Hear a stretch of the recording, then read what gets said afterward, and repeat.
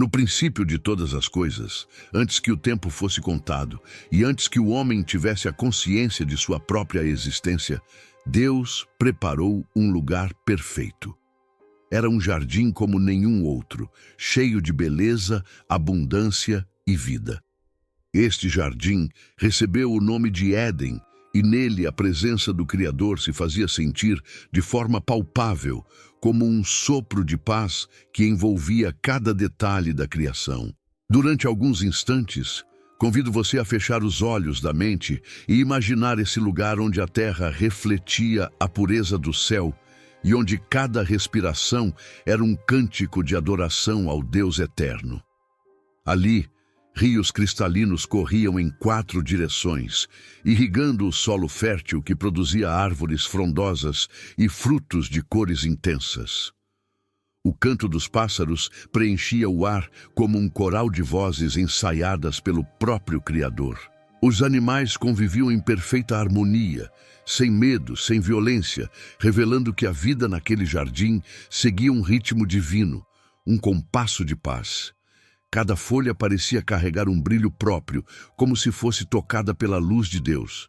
Nada estava fora de lugar. Era a obra-prima do Senhor. No centro desse jardim, 2 árvores tinham destaque.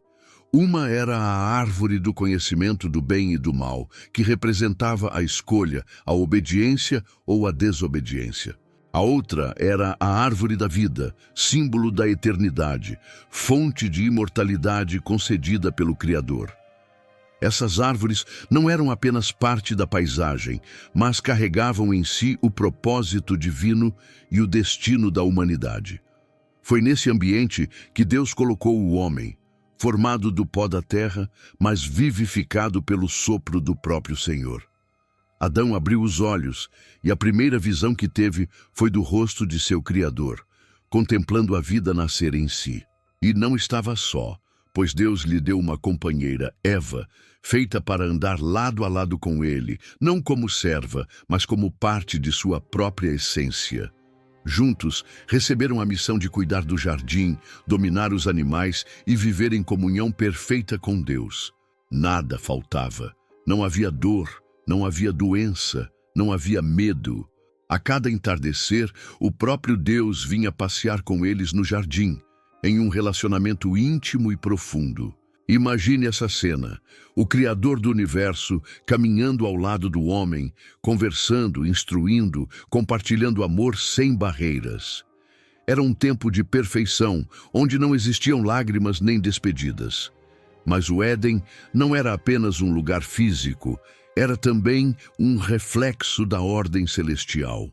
O que acontecia naquele jardim era um eco do que já existia na eternidade. E tudo estava em equilíbrio até que uma escolha mudaria o rumo de toda a humanidade. Antes de chegarmos a esse momento decisivo, é preciso entender a grandeza do privilégio que Adão e Eva possuíam. Eles tinham diante de si a eternidade. A cada fruto colhido, a cada manhã despertada pela luz suave, eles podiam experimentar a bondade de Deus em sua forma mais pura. O jardim não era apenas abundância material, era espiritualidade plena. A presença de Deus era o tesouro mais precioso. Não havia orações longas, não havia templos, pois o próprio Criador estava ali. O Éden era um santuário vivo, e Adão e Eva eram sacerdotes dessa comunhão ininterrupta. Tudo isso mostra a profundidade daquilo que estava em jogo. O acesso à árvore da vida era mais do que alimento, era a continuidade de uma existência sem fim ao lado de Deus. Contudo, nesse cenário de perfeição, também existia liberdade. O Criador não formou robôs incapazes de escolher. Ele deu ao homem a capacidade de decidir, porque o verdadeiro amor só existe quando há liberdade. E é justamente essa liberdade que abriria a porta para a maior tragédia da história humana. Ao compreender a beleza do Éden, podemos começar a sentir a gravidade daquilo que seria perdido. Não se tratava apenas de um lugar paradisíaco, mas da própria presença de Deus habitando entre os homens. O que estava prestes a acontecer não era apenas um erro simples, mas a ruptura de um relacionamento que sustentava a vida. Essa introdução nos conduz ao próximo momento da história, onde veremos como a desobediência trouxe sombras sobre aquilo que antes era luz. O jardim permanecia repleto de vida, mas no meio da beleza existia também uma prova. A ordem do Senhor era clara. De todos os frutos poderiam comer livremente, mas da árvore do conhecimento do bem e do mal não deveriam tocar, pois no dia em que dela comessem, certamente morreriam. Era um limite simples, porém carregado de profundidade. Não era apenas sobre um fruto, mas sobre confiança, obediência e fidelidade ao Criador. E foi justamente nesse ponto que a serpente, instrumento do inimigo, entrou em cena. Com astúcia e palavras sutis, aproximou-se de Eva. O tom não era de confronto, mas de sedução. Suas palavras foram envoltas em dúvida e insinuação. Será que Deus realmente disse que não poderiam comer de nenhuma árvore? Com esse questionamento, lançou a semente da desconfiança, tentando distorcer a bondade do Senhor. Eva respondeu, esclarecendo que podiam comer de todas as árvores, exceto daquela que estava no centro do jardim. Mas a serpente, persistente, declarou que eles não morreriam, e sim se tornariam como Deus, conhecedores do bem e do mal. Era a mentira mais antiga, insinuar que a vontade de Deus limitava em vez de proteger. O desejo pelo proibido começou a crescer no coração de Eva. Ela olhou para o fruto, viu que era agradável aos olhos e desejável para dar entendimento. Então estendeu a mão, colheu e comeu. Em seguida, ofereceu a Adão, que também comeu. E nesse instante, algo profundo aconteceu.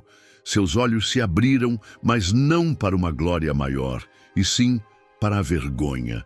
A pureza foi substituída pela consciência do erro, e o que antes era liberdade se transformou em medo.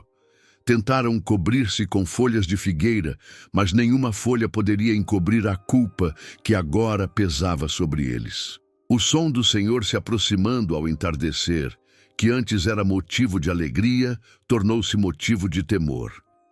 Eles se esconderam entre as árvores, tentando escapar da presença do Criador. Deus, em sua misericórdia, chamou: Adão, onde estás?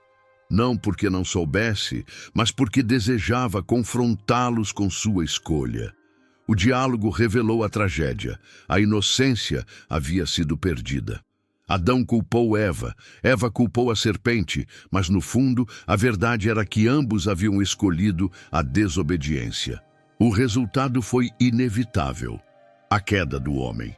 A sentença pronunciada pelo Senhor trouxe dor e consequência. A serpente foi amaldiçoada, Eva passaria a sentir dores no parto, Adão enfrentaria o suor e o peso da terra, que agora produziria espinhos. E, acima de tudo, a morte, física e espiritual, entrou no mundo. O que antes era eterno se tornou temporário.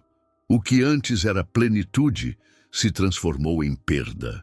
O Éden, que havia sido o lugar da comunhão perfeita, agora não poderia mais ser habitado por aqueles que escolheram a desobediência. Mas ainda no meio da sentença, brilhou a primeira promessa de esperança. Deus declarou que da descendência da mulher nasceria aquele que esmagaria a cabeça da serpente, ainda que fosse ferido em seu calcanhar. Era o anúncio de que a história não terminaria ali.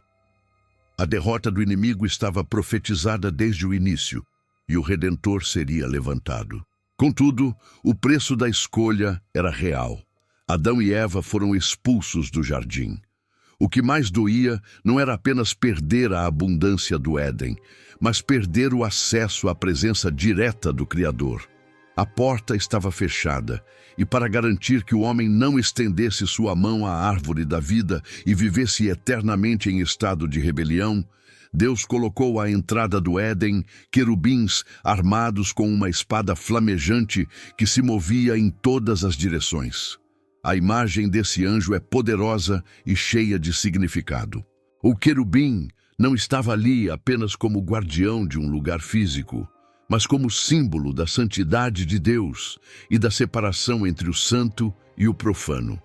Sua presença diante da árvore da vida mostrava que a eternidade não poderia ser alcançada por esforço humano, mas apenas pelo caminho que o próprio Deus abriria no tempo certo. Imagine a cena. Adão e Eva olhando para trás, com lágrimas nos olhos, vendo o jardim que nunca mais poderiam habitar. O brilho da espada flamejante iluminando a noite, como um lembrete constante de que a comunhão havia sido quebrada. Esse momento se tornou um marco para toda a humanidade. A partir dali, cada geração carregaria a memória da queda e o anseio por redenção. O Éden ficou para trás, mas a promessa do Salvador permanecia. O querubim diante da árvore da vida não representava apenas a perda, mas também a esperança de que um dia o caminho seria reaberto. Até lá, a humanidade viveria sob as consequências da desobediência, aprendendo que toda tentativa de alcançar a eternidade por si mesma seria vã. O anjo permanecia como guardião, como lembrança de que a santidade de Deus não pode ser violada, mas também como sinal de que ele ainda tinha um plano. Esse é o ponto que nos conduz ao próximo passo da história. A partir da queda, veremos como a presença dos anjos se manifestaria em momentos cruciais, sempre apontando para o cuidado, a justiça e a fidelidade do Deus, que, mesmo diante da desobediência humana, jamais deixou de agir em favor de seu povo. A humanidade, agora afastada do Éden, começou sua jornada marcada pela luta, pela dor e pela necessidade de aprender a viver em um mundo diferente daquele que conheciam. O peso da separação de Deus se fez sentir em cada passo, e os frutos da desobediência logo se revelaram de maneira amarga. Adão e Eva tiveram filhos, e com eles a primeira geração nascida fora do jardim. Mas junto à alegria da vida nova, surgiram também as marcas profundas do pecado. Caim e Abel representam esse início. Um era lavrador, o outro pastor de ovelhas. Ambos ofereceram sacrifícios ao Senhor, mas apenas o de Abel foi aceito, pois foi oferecido com fé e sinceridade de coração. Caim, tomado pela inveja e pela ira, deixou que o pecado dominasse seu coração. E então, em um campo solitário, cometeu o primeiro assassinato da história. O sangue de Abel clamava da terra, revelando que a semente da desobediência havia se transformado em violência entre irmãos. Esse foi apenas o início de uma espiral crescente. As gerações se multiplicaram, mas também se multiplicaram a corrupção, a violência e a injustiça. O mundo que Deus havia criado bom foi manchado pela maldade dos homens. E em meio a esse cenário de trevas, os anjos surgiam como mensageiros e executores da vontade divina, mostrando que o Senhor não havia abandonado sua criação. Em alguns momentos, a intervenção angelical trazia julgamento, em outros trazia livramento. Cada aparição revelava o contraste entre a santidade de Deus e a degradação humana. Quando o Senhor decidiu purificar a terra por meio do dilúvio, foi por causa do estado insuportável de violência que dominava a humanidade. Mas mesmo diante desse juízo, houve graça, pois Noé encontrou favor aos olhos do Senhor. Podemos imaginar o céu se movendo em preparação para esse grande evento. Anjos acompanhavam e sustentavam a execução do plano divino, garantindo que o propósito de Deus fosse cumprido. A arca, construída em obediência, tornou-se símbolo de proteção em meio à destruição. E quando as águas cobriram a terra, a fidelidade do Senhor foi demonstrada mais uma vez. Mas a atuação angelical não se limitou ao dilúvio. Mais adiante, quando Abraão foi chamado para ser pai de uma grande nação, anjos apareceram como visitantes misteriosos. Eles trouxeram a promessa de que Sara teria um filho, mesmo em sua velhice, e também anunciaram o juízo que cairia sobre Sodoma e Gomorra. Os anjos que visitaram Ló em Sodoma não apenas anunciaram a destruição iminente, mas também o salvaram, tirando-o às pressas da cidade antes que o fogo do céu consumisse tudo. Esses momentos mostram um padrão. Os anjos aparecem em circunstâncias decisivas, seja para preservar a vida, seja para executar a justiça de Deus. Eles são sempre sinais de que o Senhor governa a história e que nada escapa ao seu olhar. Ao longo dessas histórias, percebemos também um traço marcante: o contraste entre a fraqueza humana e a força da presença celestial. Enquanto os homens se perdiam em suas escolhas, os anjos surgiam como mensageiros firmes, lembrando que a palavra do Senhor permanece inabalável. Essa presença constante, ainda que muitas vezes invisível, sustentava o povo e os direcionava. Os querubins que guardaram o Éden ainda ecoavam como símbolo de separação, mas também de cuidado. O mesmo Deus que fechou o caminho para a árvore da vida era o que abria caminhos de livramento por meio de seus anjos. Cada intervenção, cada mensagem, cada proteção mostrava que o Senhor não havia esquecido a promessa feita no início. Esse período da história da humanidade nos leva a perceber uma verdade poderosa. A queda trouxe dor, mas não apagou o plano divino. Os anjos eram testemunhas e participantes desse plano, cumprindo suas funções com zelo e perfeição. E cada aparição deles carregava não apenas um ato imediato, mas um lembrete de que Deus estava guiando a história rumo ao cumprimento da redenção prometida. A trajetória desde o Éden até os patriarcas nos mostra um fio condutor. O pecado havia entrado no mundo, mas a esperança ainda permanecia. E os anjos, como ministros celestiais, eram sinais de que o céu jamais se fechou completamente à terra. Ao contrário, o Criador continuava a se aproximar de sua criação, mesmo que agora fosse por meio de mensageiros e sinais de sua presença.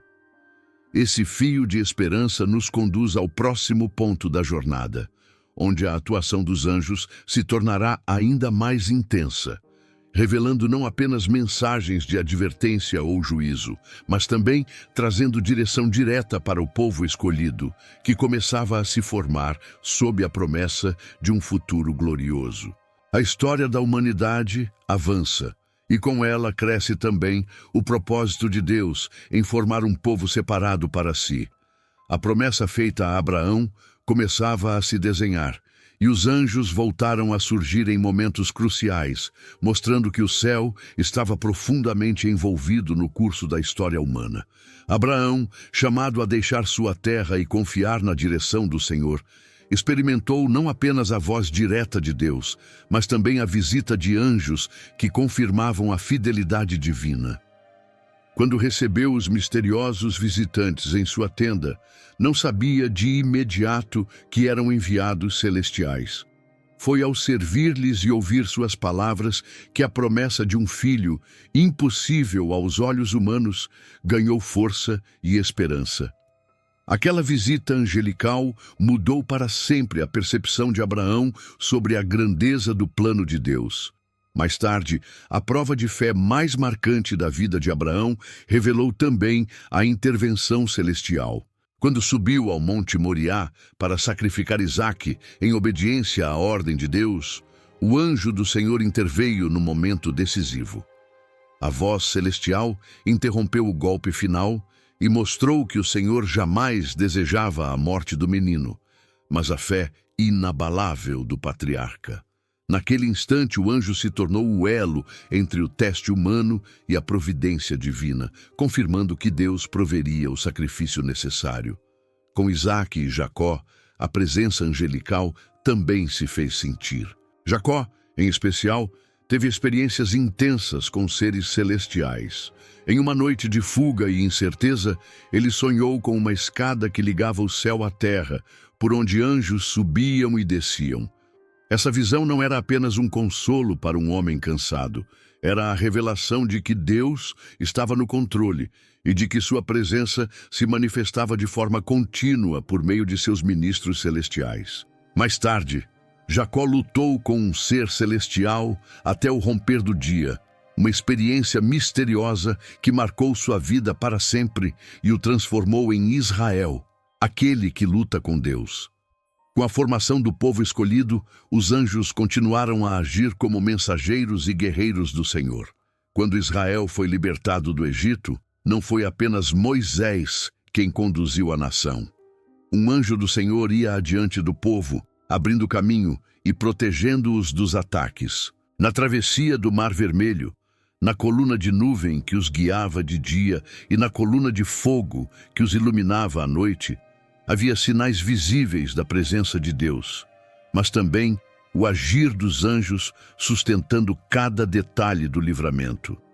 Os anjos apareceram ainda em momentos de disciplina e juízo, quando Israel murmurava contra o Senhor, ou quando se desviava para a idolatria.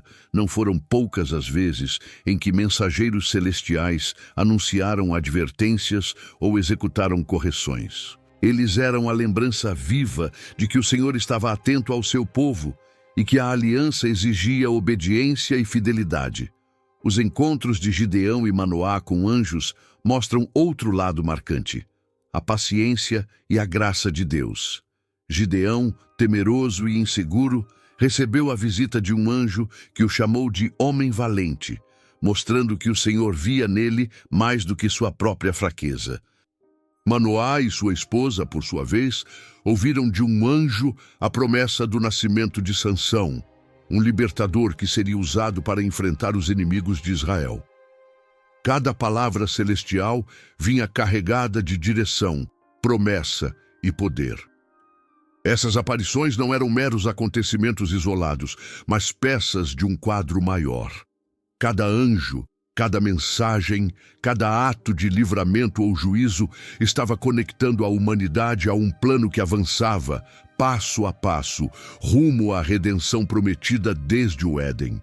O Senhor estava tecendo a história com paciência, e os anjos eram como fios de luz que revelavam sua presença ao longo desse processo. Em todas essas narrativas, há um ponto em comum que precisa ser lembrado. Os anjos nunca apareciam para tomar a glória para si. Sua função sempre foi apontar para Deus, para sua vontade e para o cumprimento de suas promessas. Eles eram ministros, servos enviados, reflexos da ordem e da majestade divina, nunca o centro da adoração. À medida que a história avançava, ficava cada vez mais claro que algo grandioso estava por vir. O povo escolhido estava sendo preparado, a aliança estava sendo confirmada e os anjos continuavam a se mover como testemunhas e participantes desse plano eterno. Tudo caminhava para um ponto culminante em que a atuação angelical se tornaria ainda mais intensa, preparando a chegada daquele que mudaria para sempre a relação entre o céu e a terra. A expectativa da história da humanidade atingia seu ponto mais alto. Durante séculos, os anjos haviam surgido em momentos decisivos, preparando o cenário para a promessa suprema. O Éden havia sido perdido, a queda revelara o peso do pecado, e os anjos guardaram a entrada da árvore da vida como um lembrete de que o acesso à plenitude só seria restaurado no tempo certo. Agora, o próprio céu se inclinava sobre a terra para revelar a maior intervenção divina de todas. Quando o Filho de Deus se fez carne, os anjos foram os primeiros a anunciar a boa nova. O silêncio da noite em Belém foi rompido por coros celestiais que proclamavam paz e esperança aos homens. Pastores simples foram os escolhidos para testemunhar o esplendor de uma multidão de anjos que enchiam os céus de glória. O mesmo Deus que expulsara Adão e Eva do paraíso, agora enviava seu Filho para abrir novamente o caminho da vida eterna, e os anjos celebravam essa vitória que se iniciava. Na vida de Jesus, a atuação dos anjos foi constante. Desde o anúncio a Maria, passando pela orientação a José em sonhos, até a fuga para o Egito, os mensageiros celestiais estavam sempre presentes. Cada passo do Messias era acompanhado de perto por aqueles que serviam ao Pai, garantindo que nada impedisse o cumprimento do plano de redenção. No deserto, quando Jesus enfrentou a tentação, a presença angelical também se fez sentir. Depois de resistir ao inimigo, os anjos vieram para fortalecê-lo, mostrando que sua missão não estava solitária. No Getsêmani, quando sua alma estava angustiada até a morte e seu suor tornou-se gotas de sangue, mais uma vez, um anjo apareceu para lhe dar força. Essas visitas celestiais eram sinais de que todo o céu se movia em favor da missão do Filho de Deus. Mas o ponto mais dramático viria na cruz. Quando Jesus foi preso, ele mesmo declarou que poderia pedir ao Pai legiões de anjos para defendê-lo, mas escolheu não fazê-lo. Essa escolha revelou algo grandioso. Os anjos, que sempre intervieram para livrar os servos de Deus, agora estavam prontos para agir, mas permaneceram em silêncio diante da obediência perfeita do Cordeiro. O céu inteiro assistia em reverência enquanto o Filho completava o sacrifício que nenhum anjo poderia realizar. Na ressurreição, os anjos voltaram a entrar em cena com poder. O túmulo vazio foi testemunhado por mulheres fiéis que ouviram de mensageiros celestiais a notícia que mudaria o mundo. Ele não está aqui, porque ressuscitou. A pedra fora removida não por mãos humanas, mas por poder celestial, e os guardas caíram como mortos diante da glória que cercava aquele momento. Mais uma vez, os anjos se tornaram os portadores da maior mensagem já dada à humanidade. Depois da ressurreição, na ascensão de Jesus, homens vestidos de branco apareceram para lembrar aos discípulos que o mesmo Cristo que subia voltaria um dia em glória. Essa promessa ecoa até hoje, mantendo viva a esperança do povo de Deus. Os anjos não apenas guardaram o Éden, não apenas anunciaram a vida do Messias, mas também apontaram para o futuro, para o dia em que o Filho retornará acompanhado por miríades celestiais. A Bíblia encerra sua revelação com visões grandiosas de anjos no livro do Apocalipse. Eles tocam trombetas, derramam taças, executam juízos e proclamam a vitória final do Senhor. São figuras centrais na consumação da história, não como protagonistas absolutos, mas como servos fiéis que cumprem a vontade do Todo-Poderoso. No fim, os mesmos anjos que guardaram o caminho da árvore da vida testemunharão a humanidade restaurada, finalmente recebendo acesso à vida eterna no paraíso de Deus. Olhando para toda essa jornada, vemos que os anjos sempre estiveram presentes como sinais vivos do cuidado divino. Eles protegem, anunciam, lutam, executam e louvam. Mas sua maior função é apontar para a glória de Deus e para a obra do seu Filho. Ao refletirmos sobre suas aparições, somos lembrados de que o céu não está distante, mas profundamente conectado à história humana.